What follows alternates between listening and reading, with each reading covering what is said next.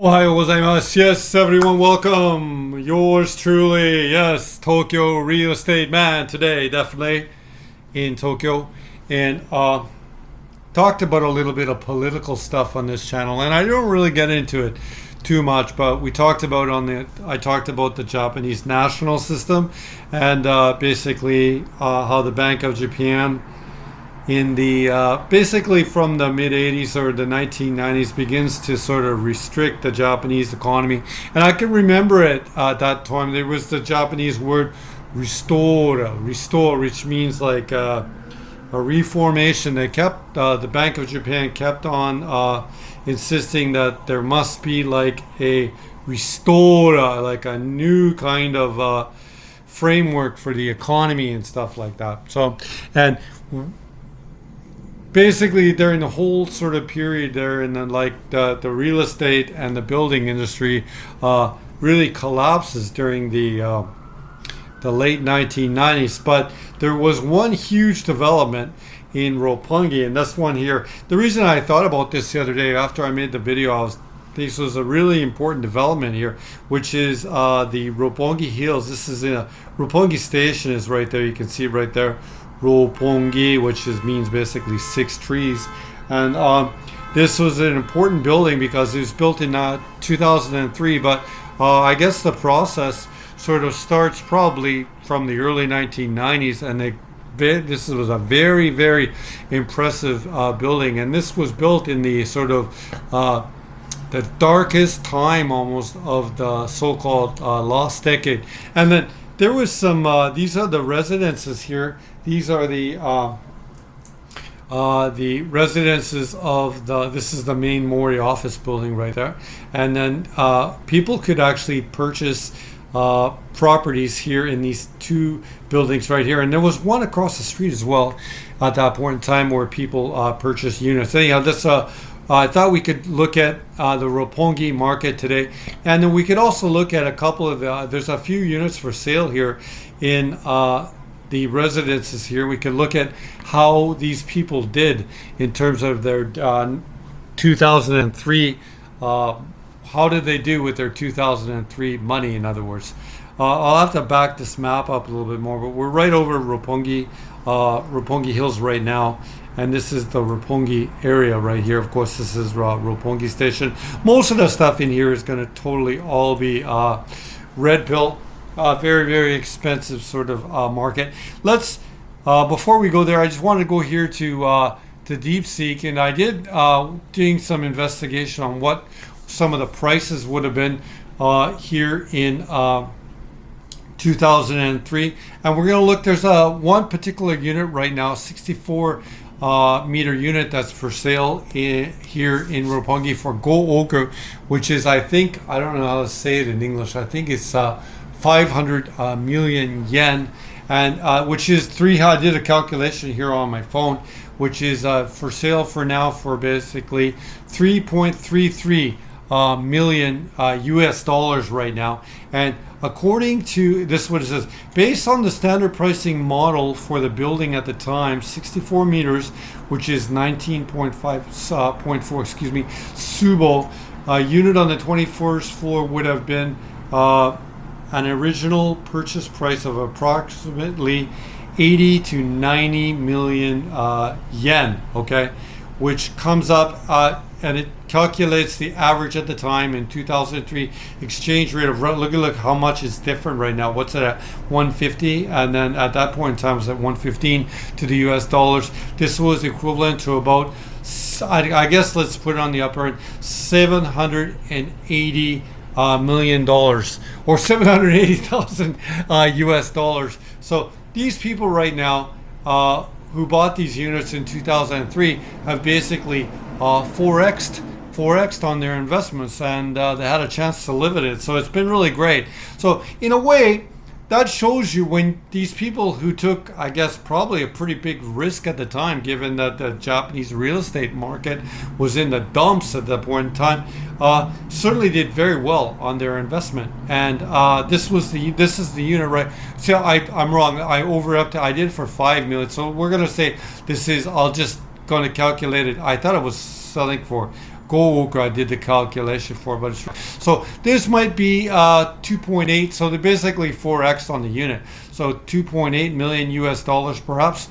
And let's just go to the pictures. This one was on the 21st floor, as I mentioned right now, and they built in April of 2003. And I can tell you, this was a really big event in Tokyo at the time. So, and there's the residences right there.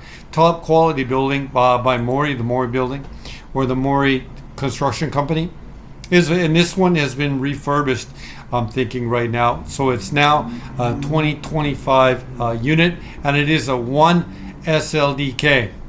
So it's interesting. And as you know, like I'm have a unit coming in a building similar to this one in Akasaka, which will be done on the sometime in 2028. And then my unit is just under this under 64 units in the 50 meter sizes, and it will be on the 26th floor. So I'm looking at this stuff too, because I'm possibly thinking to sell my unit when it's brand new. So I'm always looking at this one segment of the market for what the price, what it generates in terms of price. Anyhow, that's my little greedy take on it, but at the same time, it's really worth looking at. And you can see the people who own this unit at that, or bought this unit at that particular time, have basically 4x'd on it. So it's been a really great unit for them right there. See if we can get a view here. I was hoping we could get a view. Everything is pretty standard and all brand new. I wanted to get a view if I could see one here. And yeah, you can see the beautiful balcony. That's the one great thing about these buildings. Their quality is just amazing. The beautiful 21 meter or 21 story. There it is right there. Tremendous view. And is that probably looking north to Shinjuku? I'm guessing right there. In all likelihood. Here we go. Yeah, tremendous. It's really great for me to look at this too, like for my own. You can see here is a really big residence with mailboxes all over. So we can cut down here. I'm going to cover some other stuff here in the Roppongi area as well. This is, we saw the location of it. Not much to cover on it here. In terms of transportation, everything is like really amazing. Roppongi, center of Tokyo, of course. The Hibiya line, Uedo line, and there's not even a JR comes here. This is on the Namboku line as well. So 3 subway stations right there. This is interesting though. The management and the repair fund fees are a total of 80,000 yen a month. So equivalent to renting basically the bottom line apartment in Shibuya. So if these people, I'm going to guess that after basically 20 years that this unit is owned outright, but they still need to come up with $800 a month, but it's a pretty nice place to live in for or 80,000 yen a month, or 800 Canadian. So this is southwest facing, so I'm thinking that might be looking towards Shinjuku right there. And this gives you some of the details of the construction. It's been all refurbished, I guess, in March of this year, but it still hasn't sold. Yeah, this kind of like unit, something like this one, obviously stays on the market for some time, because like there's not many people that can afford a $4.5 million apartment. There is parking here in the building, and you can see here it's for 660 Canadian dollars a month, built in 2003. For your bicycle parking in this building, for one bicycle, it is 2,000 yen a month, or $20 a month. And of course, this is the key here, Shoryuken. So yeah, the people who bought this, basically, if you wanted a motorcycle, it costs $150 a month too. And the number of units in the building, look at all these Freemason numbers here, 3333, and I saw this one for 66 here. Oh my God. Anyhow, the people though who originally bought these units have gone 4x on them, so that's been a really good investment. And I think this really ties into like my investment thesis. When you're coming into the best areas of Tokyo, you're going to do really, really well. I wanted to come back here to the master map though, because there's some other stuff I wanted to look at, and I did want to talk about how I have manipulated this map. And what you have to do though is this is Shoryuken, and I've not you have to press show you can right there, and it's going to take all you see but there, which means ownership. And then when you've taken that one off, you see these sort of cheap ones that come in here. This is all on rented land. And like for example, this one here, 32 meter unit for 3,000 mon, or basically 300,000 Canadian, $280,000 Canadian, right there. But yeah, you don't own the land. This is on rental land. And I did look at this unit earlier.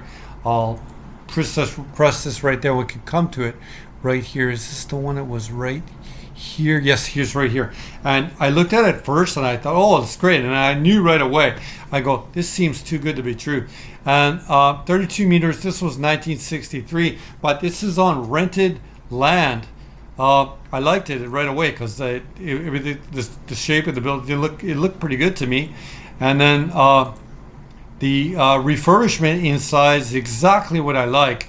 But yeah, this is leased until 2051. So yeah, I would never recommend any, like, you're not going to have any liquidity on this one at all. And there's just, at this point in time, you can just for a similar priced unit to this one is $100,000 more, and you would own your portion of the land, which is really the key of why you want it. What you want is, at least you want to own that great piece of Tokyo land if you're going to come here and buy something here in Roppongi. Although it's a beautiful door, and I do like the renovation, the way it was done here, right there. And you can see how in the terms of the Mori building, that beautiful balcony space there they have compared to what they were doing here in 1963. None of these windows here were updated here. These are totally like 1963 window systems and stuff like that. Interesting view of the next building over here. Are these solar panels here? I wonder what they are. Interesting. Anyhow, it's good to look at. This is something we don't want to be involved with. The other one that that came on here that I wanted to look at though, I have to come back here to the map, excuse me. And I thought that, oh, that one was on rented land as well. So when I took this show you can mark off here, there came this one really cheap property here that I saw earlier. But I'm gonna move over to it right now, and I wanted to see because this is actually the smallest. This is the smallest unit for sale in Roppongi, and there's a total of 11 meters. So basically it's a closet, but I wasn't sure if it was on owned land or not, so let's have a look at it. 11 meters, the smallest unit here in Roppongi for sale, and I'm thinking this one here is going to be on rented land as well, though I didn't look in the details of the listing right here. 2,000 mon for 11 meters right there. Let's get down to the key to it here. No, this one is on, this is actually ownership, which is show you can, and reinforced concrete, 11 meters. So yeah, this is actually, if you want the smallest unit in Roppongi, which is 11 meters, basically need about $180,000 Canadian, and the ability to deal with claustrophobia, as it were. But I don't know, is this really all that bad to me? I don't know. Like, to me, I could, given a person who lived in a small apartment in Tokyo in my 20s, I could have definitely lived in something like this one. But you can see that how the people who own in this building, they never went 4X on it or anything like that, compared to the people that bought in the Roppongi Hills residence building. This is basically almost at garbage price. So the people who bought in the Mori building certainly did very well in a lot of ways. Okay, I wanted to come back here to the map, and I wanted to look at, I wanted to come over here, and I'm going to mark show you can on there again, so we can take all this rental stock off it right there. And I wanted to come here, and I wanted to press this here, and you see here was a very similar size unit, 33 meters for basically 4,500 mon. So if you want to come into the Roppongi sort of marketplace, this is the kind of the bottom end of the market where you're over 30 meters, and you're not on rented land. This is something built here in 1970, I guess, right there, and it's one room at 33 meters. I have an apartment in Shibuya that is of the very same size, 33 meters, and we can. This is not really going to be a surprise for me here. It's in the Shua building. This is in the Shua Nishiazabu residence, and you'll see the blue and white building right here. And sure enough, I've been in this building, and I saw an apartment in this building in about 2000 and 2002, I think. This is really great. It's in Nishi. It's basically in Nishi Azabu, I guess. Yeah, right there. You see Nishi. Yeah, it's right there. And then I've been in this building before, and 33 meters. This is on the second floor, and I guess it really hasn't been updated recently. You can see that it was updated at one point, likely here sometime in the 1990s. I'm guessing. I could be wrong, or it's done very, very nicely. So this is something you'd like. I would suggest that this is exactly what you want to get. So, will the development come here to the Shua?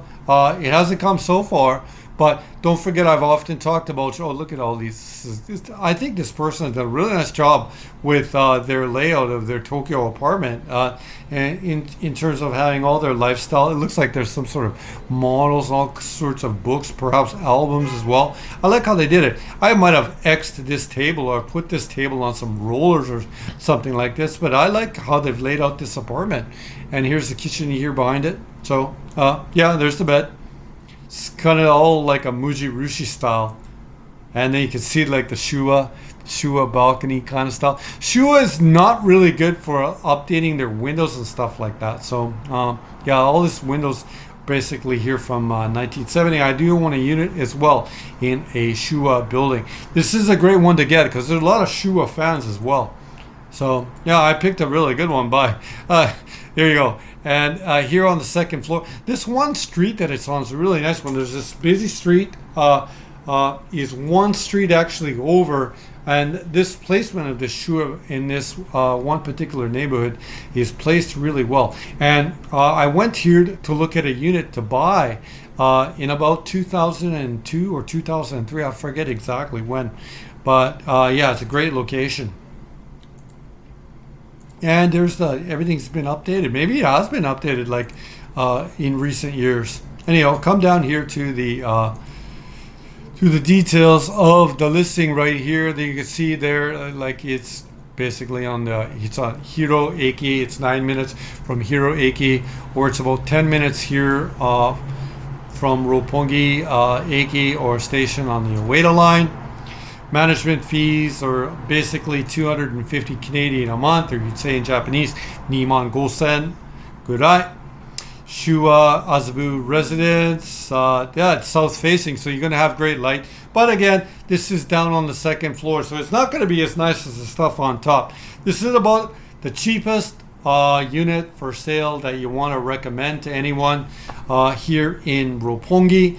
Yeah, this is a really phenomenal location. It's really at the bottom of the hill here in Azabu, and if you go up the hill there into Roppongi, Roppongi Hills sits at the top of the hill. This is at the bottom, so the quality of the land could be argued is a little less Shoryuken, which indicates ownership. And yeah, currently the owner is living in the unit. We don't know when it was updated. I'm going to guess it was updated in within the last 10 years. And yeah, this one here says the two things that are really worth talking about is south facing and the manager. There's a manager in the building. Some buildings, for example, don't have a daily manager, okay, and but this one does, and it just basically talks about when there's a manager every day that the quality and the of the building will be very clean. But this company Shua, which manages the building, is a very, very good one. Anyway, come here to the. I guess we could come here to the very top of the picture. Anyhow, like important stuff to talk about today. This sort of stuff in the Shua, this is that sort of first wave of condominiums that come in the late late 60s. Basically, it starts on the early 1970s. Companies like Shua are building in great locations in Tokyo, and then during this sort of Where is it? I'm going to try to find the one Roppongi. Is that the one right there? We have to try to come here to the top of the listing, right? Yeah, this is the one on Roppongi Hills. And built here in the residence in 2003. This was during the sort of worst development years of the lost decade right there.